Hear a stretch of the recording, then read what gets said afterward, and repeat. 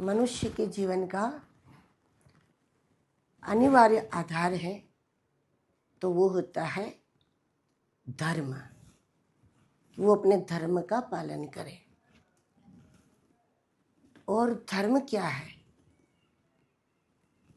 वो बताता है, वो धर्म ग्रंथ होता है। धर्म ग्रंथ बताता है कि धर्म क्या है। तो धर्म को समझने के लिए धर्म ग्रंथ की आवश्यकता है। और परमात्मा का दर्शन करना है, परमात्मा की अनुभूति करनी है, तो इसका उपाय है जब गुरु कृपा से तत्व दृष्टि प्राप्त होती है तो उस दृष्टि से ईश्वर का दर्शन होता है। तो एक दृष्टि से देखा जाए तो दोनों बातें अलग अलग हैं।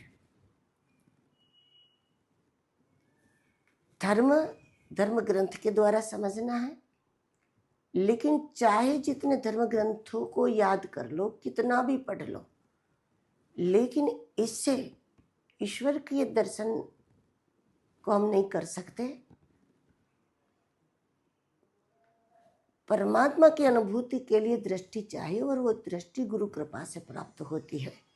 तो फिर सवाल ये होगा, तो फिर धर्म ग्रंथ का महत्व क्या? धर्म को समझकर क्या फायदा होगा?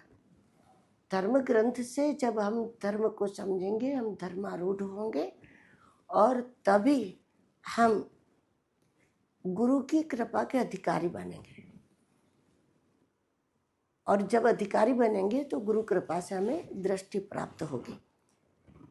परीक्षित जी ने जब भागवत कथा सुनी तो वो कोई पहली बार नहीं सुनी थी।